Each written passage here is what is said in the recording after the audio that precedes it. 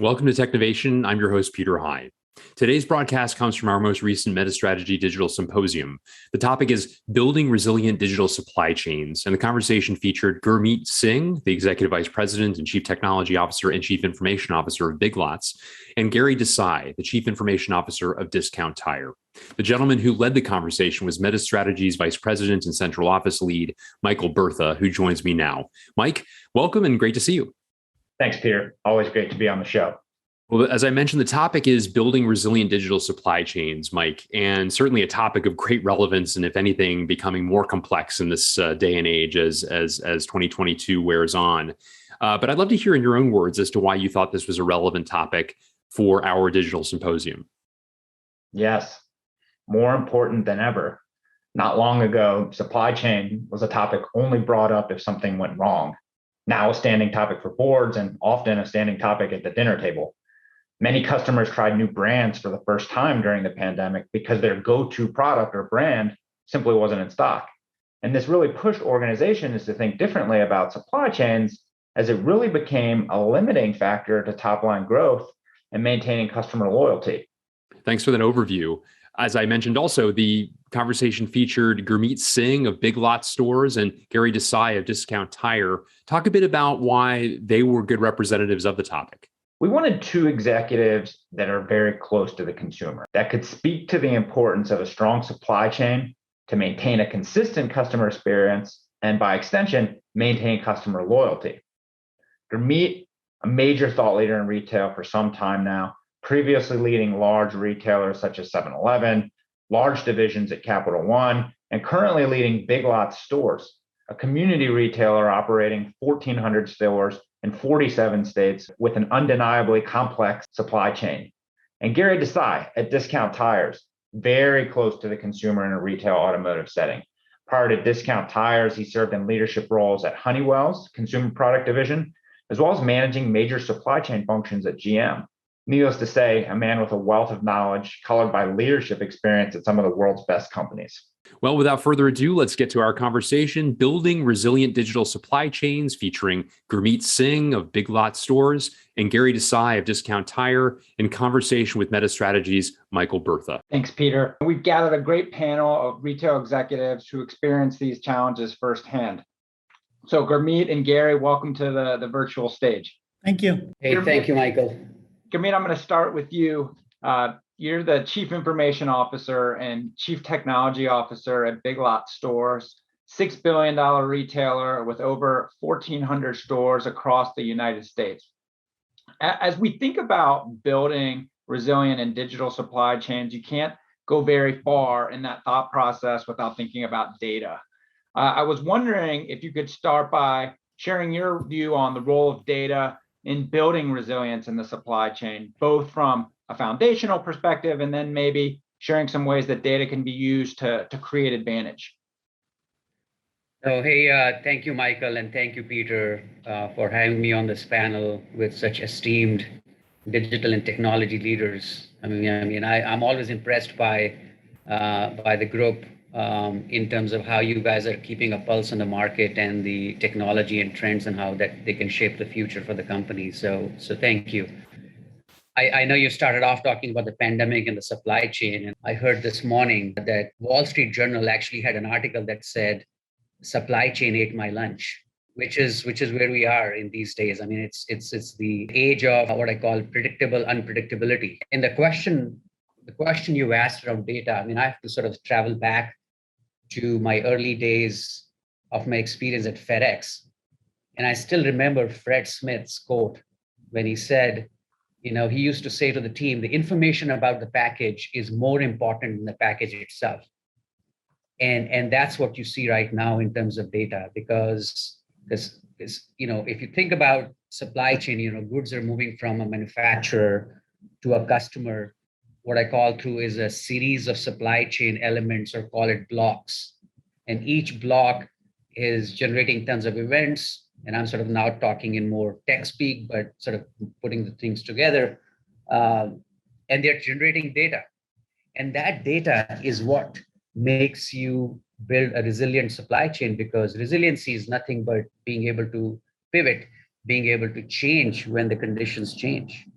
And we are seeing that, as we are able to process that feed of data from different elements, all the way from when the element left your manufacturing plant to the loading or in the container to the loading dock, from there to the ship to the unloading, from there to the warehouse, from warehouse to your stores or directly to the customer. Everywhere data is being generated. And we're seeing tons of startup companies and other companies coming in and providing those elements of supply chain visibility. So there's one element of what I say is capturing that data that is coming out from all these places and the ability to process that data. Again, all technologies are helping us do that. And the second element is layering in the decisioning on top of it. Like how do you change? How do you make fast decisions of, hey, I think this place is going to be congested. Maybe I can divert it here. Maybe I can divert some of my stuff from here. It impacts not only that piece, but it also impacts store operations. When the truck shows up in the store, you have to have extra labor to go offload it. But if you can't predict, it all adds up to, cost, customer satisfaction, and all of those things. So I feel like data becomes a very, very critical part of this whole equation. And not just data, but also decisioning and the modeling on top of it is what helps you create a resilient supply chain. Very well said. So aggregating, contextualizing, and then applying that data to influence your decisions. Very well said. Gary, I'm gonna turn over to you now. You're the Chief Information Officer at Discount Tires, the largest independent tire and wheel retailer, operating more than 1,000 stores in the U.S. Thank you again for joining us, Gary. Hey, thank you very much for inviting to speak. Appreciate it very much. Yeah. Great. So we know building a resilient supply chain is not a goal that is solely driven by one function or one executive. It's the result of several functions and several executives of an organization working together. I was wondering if you could talk about the role of the CIO in building a resilient supply chain as you see it, and maybe talking about some of the key relationships that are important to nurture as the CIO to get those ultimate supply chain outcomes. Yeah, thank you, Michael. Relationships are key, and a company like Discount Tire, right, is a very different culture. It's very employee focused. But the other thing that is important about Discount Tire is a private company, and one of our operating philosophies is speed of trust. We use that book, we use the philosophies in it, and we follow it. So building relationships becomes very important for a CIO to do their job right. Now, in terms of supply chain and how we look at supply chain, our whole focus of our whole company is driven by customer. Right? It's the customer experience and the employee experience. So you see behind me the store layout, right? The most important relationship really is with the Chief Customer Officer, the CXO, who in our company is responsible for the customer experience and the employee experience. Now, the product department, which is the tire, right, who source the tires, and the supply chain, how the logistics all reports into another individual, the Chief Product Officer. Okay. Now, the outcomes of a supply chain are really servient to the customer experience and the employee experience. So in our context, the CXO kind of sets the vision out on how the supply chain will deliver, how it will help our customer. Do you want 1-day service, 2-day service, or will we take deliveries during the day where the employees are going out in the heat and throwing tires? All that stuff is delivered by the CXO and the CPO. The Chief Product Officer is serving to this.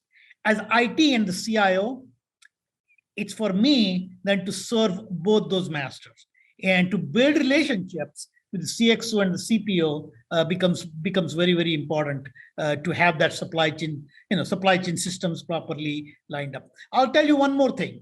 We also meet with the CEO of the supply chain software. So I just had a meeting with him yesterday. So I work at a CEO level with the software provider to make sure that their technology, their systems, all that kind of stuff is going to work well for us now and in the future. And the other thing we always do is try to do two in a box. So when I meet with my IT vendor to build more relationships, I take my business counterpart with me.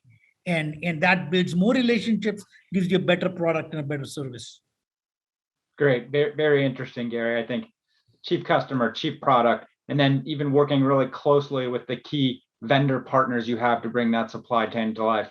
Really good. If I go back to you, Gurmeet, you kind of mentioned it a little bit in the first question, the importance of ecosystem and working with possible other members, whether that be venture capitalists, startups, working with peers. Could you talk a little bit about how you see the role of an ecosystem fitting into your overall thoughts on building a supply chain that's resilient? Yeah, I mean, remember in my earlier discussion, we talked about data. I mean, and data sort of is connected to technology. And if you start sort of peeling the onion, it's connected to automation. And if you look at what's happening in the last 2 years, I would say software is basically turning the supply chain from a cost center into a profit center, because if you have the right data in your hands and you know how you can sort of manage things, and that's where merchandising and supply chain teams work together and along with technology. And what that has done is actually then created a lot of flux of money and interesting startups that are digitizing all aspects of the supply chain, and sort of to build this ecosystem of relationships, from warehouse automation to visibility to managing loads to transportation management solutions to digital freight marketplaces and Uber-like marketplaces. Uber has done that, and there are a couple of other companies in this space.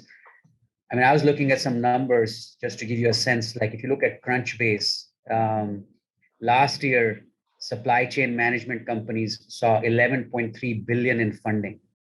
And so that gives you the attention and sort of the ecosystem that is being created for retailers like us and for other companies to actually access. I mean, just to give you an example, like, on the supply chain visibility side, there's a company like Project 44, raised 420 million. Four Kites, another visibility, raised 100 million. LoadSmart raised 200 million. So just to look at the size of those investments tells you like there's just a lot of focus in this area. And there is a reason for that focus, as you mentioned, because of the disruption and the pieces it has created. I think it's important as sort of companies look to build this resiliency in supply chain, this automation in supply chain, to work with these firms, also work with established firms, that are actually that had typical, large scale warehouse management solution and other pieces. So I think that's where we're spending a lot of time thinking through that piece, learning from these companies, working with them, integrating them into our technology portfolio to really enable that kind of automation and visibility of supply chain and the decisioning that comes with it. Thanks, Gurmeet. It's almost as if laying out all the different phases in the supply chain, distribution, working backwards to warehousing, and looking at the different players or ecosystem players that could help that hypothesis, which I really liked, of shifting supply chain from a cost center to a profit center. Thanks for that. Gary, going back over to you, one of the things when we spoke before the event today, you mentioned that Discount Tires is really exploring some new business models, some new go-to-market motions that could fundamentally change some of the key aspects of your supply chain. I was wondering if you could quickly touch on some of those new business models and maybe share some of the areas where you really see the supply chain having to pivot to accommodate those. Yeah. Thanks, Michael. So when you look at the auto industry, right, and the buying behaviors and the consumer industry, consumers, right, the new generation of folks. Today, if you look at the store, there's a store right behind me, you will see the glass where all the sales is done. So people walk in, they'll talk to the salesperson, and you get a slap on the back, and we sell you 4 tires. And then the car is, the tires are put on in these 3 three bays that you see, that's where the change is done. As we look at the auto industry and the buying behaviors, right? First of all, a lot of fleets are getting more and more powerful, right? All the, you're going to have a lot of cars moving from a regular consumer to fleet customer. Secondly, the new generation of buyers, they are more mobile. They use their phones a lot. If you our kids will always use the phones a lot, and they like planned appointments, right? They like to go to the phone, browse through the mobile, make an appointment, and then come in and out. That's where the buyer behavior is going. The fleet, obviously, it's all appointment based. You have walk-ins. So the whole concept of this store in the future needs to change to an appointment-based planned visit model rather than a random walk-in model. Okay, that then changes the whole concept of the store, where the glass goes away and all the activities that are done there become digital. The sales, the choosing of the tire, the customer, the appointment, all that becomes digital. And then the customer walks in with an appointment all ready to go and in and out of the bay in 20 minutes. That requires a different footprint for the shop. Okay, it's half the footprint that we have, half the people that we have. You don't have all the salespeople. And the supply chain implications are really interesting, because now it's planned for a day, the exact plan for the day, and you're going to need daily deliveries. Compared to what we have today is we have a lot of stock in the store and an assortment to choose from. Here it's going to be all planned for the next day. Those are done, delivered at night. In the morning, you start fixing customer. Next day, a new set of tires arrive for that day's plan. It's a totally different supply chain model with daily deliveries. Local suppliers, very, very different from a cross-stock way of operating that we operate today. So a lot of changes need to occur to the supply chain to accommodate that kind of a model compared to what we have today. But it gives us a lot of opportunity, right? It makes us competitive in the future, both in terms of cost, more desirable to do business with, happier customers, entering into dense market like New York, where the real estate is at a premium. You can't put big shops, can with half the footprint, and it's just going to be very exciting. So a lot of technology development I'm doing to support those kinds of models, and you will see something unfold like that in the very near future. That's very interesting, Gary. Well, Gary, Desai, Gurmeet, Singh, I really appreciate the time today. Always very interesting to hear from you guys.